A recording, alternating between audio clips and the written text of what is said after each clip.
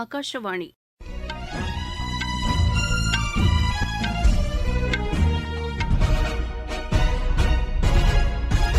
செய்திகள் வாசிப்பவர் வடிவழகி கபிலன். தலைப்புச் செய்திகள்: முன்னாள் பிரதமர் அடல் பிஹாரி வாஜ்பாயின் பிறந்த நாளையொட்டி பிரதமர் திரு நரேந்திர மோடி அவருக்கு புகழாரம் சூட்டியுள்ளார்.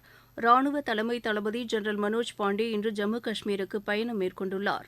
சென்னையை அடுத்த கிளாம்பாக்கத்தில் அமைக்கப்பட்டு வரும் பேருந்து நிலையம் விரைவில் மக்கள் பயன்பாட்டிற்கு கொண்டுவரப்படும் என்று தமிழக அமைச்சர் திரு சேகர் பாபு தெரிவித்துள்ளார்.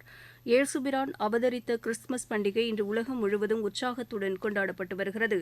புரோ கபடி லீக் போட்டியில் இன்று நடைபெறவுள்ள ஆட்டங்களில் தமிழ்நாடு, ஹரியானா மற்றும் பெங்கால், தில்லி அணிகள் மோதுகின்றன. இனி விரிவான செய்திகள். முன்னாள் பிரதமர் அடல் பிஹாரி வாஜ்பாயின் பிறந்தநாள் இன்று நல் ஆளுமை தினமாக கொண்டாடப்படுகிறது. இந்நாளையொட்டி தில்லியில் வாஜ்பாயின் நினைவிடத்தில் குடியரசுத் தலைவர் திருமதி திரௌபதி முர்மு, குடியரசு துணைத் தலைவர் திரு ஜெக்தீப் தங்கர், பிரதமர் திரு நரேந்திர மோடி, பிஜேபி தலைவர் திரு ஜே.பி. நட்டா, மத்திய அமைச்சர்கள் திரு ராஜ்நாத் சிங், திருமதி நிர்மலா சீதாராமன் உள்ளிட்ட பலர் மலரஞ்சலி செலுத்தினர். அங்கு சர்வமத பிரார்த்தனையும் நடைபெற்றது. இந்நாளையொட்டி பிரதமர் திரு நரேந்திர மோடி விடுத்துள்ள செய்தியில், தம்முடைய வாழ்நாள் முழுவதும் நாட்டின் வளர்ச்சிக்காக பாடுபட்டவர் வாஜ்பாய் என்று புகழாரம் சூட்டியுள்ளார். தாய்நாட்டிற்காக தம்மை அர்ப்பணித்துக் கொண்டவர் வாஜ்பாய் என்றும் அவரின் தியாகம் என்றென்றும் நினைவுகூரத்தக்கது என்றும் பிரதமர் குறிப்பிட்டுள்ளார். மத்திய தகவல் ஒலிபரப்புத்துறை இணை அமைச்சர் டாக்டர் எல். முருகன் விடுத்துள்ள செய்தியில், வாஜ்பாய் தன்னலமற்ற சமூக சேவையாளர் என்றும் தமது வாழ்க்கையை மக்களின் முன்னேற்றத்திற்காக அர்ப்பணித்து மக்கள் மனதில் என்றும் நீங்கா இடம்பெற்றிருக்கும் அவரின் சேவையை போற்றி வணங்குவோம் என்று குறிப்பிட்டுள்ளார். தமிழக பிஜேபி தலைவர் திரு அண்ணாமலை விடுத்துள்ள செய்தியில், கார்கில் வெற்றி வீரர், தங்க நாற்கர சாலை தந்த நாயகன், பாரத ரத்னா அடல் பிஹாரி வாஜ்பாயின் பிறந்த நாளில் அவரின் புகழை போற்றுவோம் என்று கூறியுள்ளார்.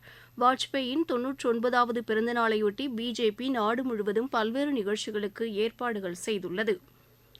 அகில பாரதிய இந்து மகா சபா நிறுவனரும் சுதந்திர போராட்ட வீரருமான பண்டிட் மதன் மோகன் மாலவியாவின் பிறந்த நாளையொட்டி பிரதமர் திரு நரேந்திர மோடி, மத்திய உள்துறை அமைச்சர் திரு அமித் ஷா உள்ளிட்டோர் மரியாதை செலுத்தியுள்ளனர். இந்நாளையொட்டி திரு நரேந்திர மோடி வெளியிட்டுள்ள சமூக வலைதள பதிவில், பண்டிட் மதன் மோகன் மாலவியா தேசத்தை பாதுகாப்பதற்காக பாடுபட்டவர் என்றும் அவருடைய அர்ப்பணிப்புடன் கூடிய பணிகள் நாட்டில் உள்ள ஒவ்வொருவருக்கும் ஊக்கம் அளிப்பதாக உள்ளது என்றும் புகழாரம் சூட்டியுள்ளார்.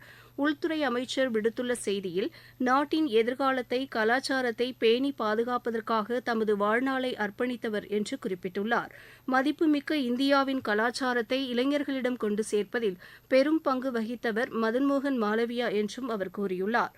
நாட்டின் சுதந்திரத்திற்காக அரும்பாடுபட்டவர் என்றும் கல்வி முறையில் மாற்றத்தை கொண்டு வந்தவர் என்றும் திரு அமித் ஷா தெரிவித்துள்ளார். இந்நாளையொட்டி புதுதில்லியில் நடைபெறும் நிகழ்ச்சியில் மதன்மோகன் மாலவியா எழுதியுள்ள 11 தொகுப்புகளை திரு நரேந்திர மோடி இன்று வெளியிடுகிறார். வெளியுறவுத்துறை அமைச்சர் டாக்டர் எஸ். ஜெய்சங்கர் 5 நாள் அரசுமுறை பயணமாக இன்று ரஷ்யா செல்கிறார். இரு நாடுகளுக்கு இடையே உயர்நிலை மட்டத்தில் கருத்து பரிமாற்றங்கள் நடைபெற்று வருகின்றன. அதன் ஒரு பகுதியாக இந்த சுற்றுப்பயணம் அமைந்துள்ளது. மாஸ்கோவில் அமைச்சர் திரு ஜெய்சங்கர் ரஷ்ய துணை பிரதமர், அந்நாட்டின் தொழில் மற்றும் வர்த்தகத்துறை அமைச்சர் திரு டெனிஸ் மன்சோவை சந்தித்து இருதரப்பு பொருளாதார உறவுகள் குறித்து பேச்சுக்கள் நடத்தவுள்ளார். ரஷ்ய வெளியுறவுத்துறை அமைச்சர் திரு செர்ஜி லவ்ரோவையும் திரு ஜெய்சங்கர் சந்தித்து பேச திட்டமிட்டுள்ளார். ஜம்மு காஷ்மீரின் பூஞ்ச் மாவட்டத்தில் அண்மையில் ராணுவ வீரர்கள் மீது தீவிரவாதிகள் நடத்திய தாக்குதலை அடுத்து ராணுவ தலைமை தளபதி ஜெனரல் மனோஜ் பாண்டே இன்று ஜம்மு காஷ்மீர் சென்றுள்ளார். அங்கு ராணுவ உயர் அதிகாரிகளுடன் பல்வேறு கட்ட ஆய்வுகளை அவர் மேற்கொள்ளவுள்ளார். அதன் பின்னர் ரஜோரி மாவட்டத்திற்கும் அவர் செல்கிறார். அங்கு அண்மையில் பாதுகாப்பு படையினருக்கும் தீவிரவாதிகளுக்கும் இடையே நடைபெற்ற தாக்குதல் குறித்தும் அவர் ராணுவ அதிகாரிகளுடன் ஆலோசனை நடத்துகிறார். பூஞ்ச் மற்றும் ரஜோரி பகுதியின் லெப்டினன்ட் ஜெனரல் சந்தீப் ஜெயின் தமது பொறுப்பை லெப்டினன்ட் ஜெனரல் நவீன் சச்சுதேவிடம் ஒப்படைக்கும் நிகழ்ச்சியிலும் ஜெனரல் மனோஜ் பாண்டே பங்கேற்கிறார். சமீபத்திய தாக்குதலை அடுத்து எல்லை கட்டுப்பாட்டு கோட்டு பகுதியில் பாதுகாப்பு பலப்படுத்தப்பட்டுள்ளது. இதற்கிடையே பூஞ்ச் மற்றும் ரஜோரி மாவட்டங்களில் பாதுகாப்பு படையினர் தீவிரவாதிகளை தேடும் பணியில் தீவிரமாக ஈடுபட்டுள்ளனர். நீங்கள் கேட்டுக்கொண்டிருப்பது ஆகாஷவாணியின் செய்தி அறிக்கை.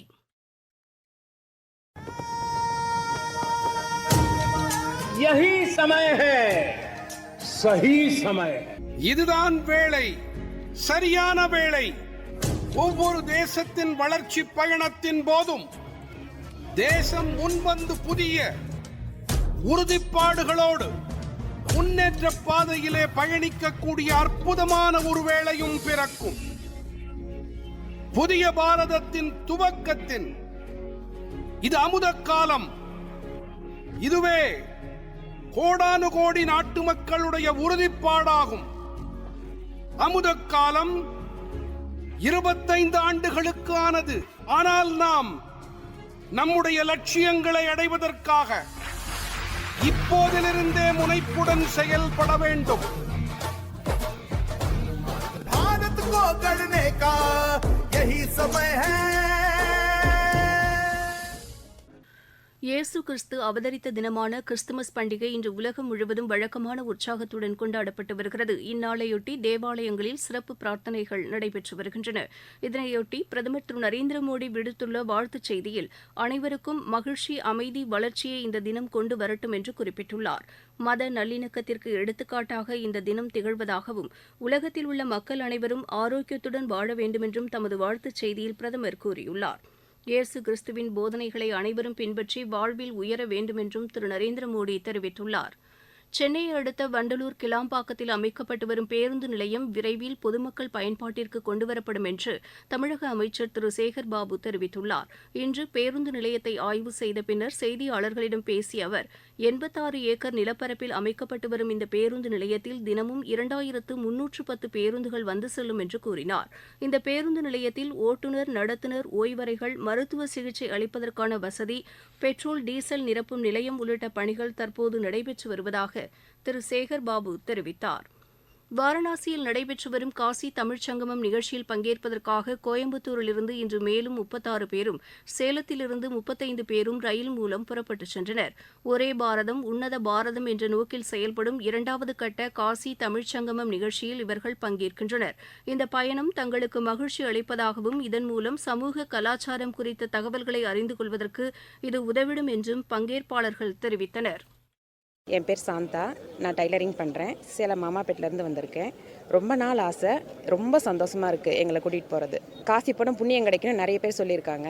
இவ்வளோ சீக்கிரம் எனக்கு கிடைக்கணும் நான் எதிர்பார்க்கல. ரொம்ப ரொம்ப சந்தோஷமாக இருந்தது. அதாவது இதில் நாங்கள்லாம் போனோன்னா ரொம்ப நாள் எதிர்பார்த்துட்டு இருக்கணும். எப்போ கிடைக்குங்கிறது எங்களுக்கு தெரியாது.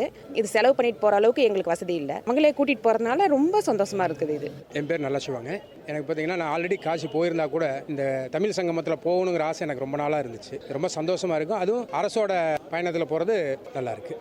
என் பேர் மாதவன், கோயம்புத்தூர்லேயே வரேன். காசி போகணும் ரொம்ப நாள் ஆசை. இது தான் ஃபர்ஸ்ட் டைம் கிடைச்சிது. இந்த காசியிலேயே ஒரு மண் எடுத்து போய் பல வருஷ கனவு அன்னைக்கு தான் பாக்கியம் கிடைச்சிருக்கு. ரொம்ப நன்றி.